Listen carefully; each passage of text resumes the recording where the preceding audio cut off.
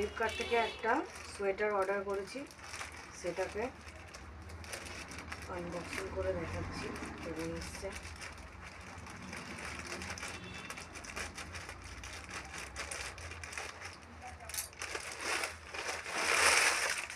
দেখুন।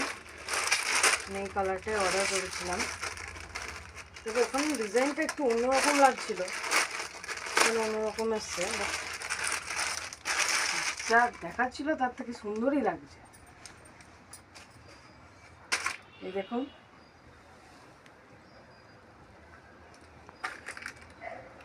বেশ মোটা তো, পাতলা না তো।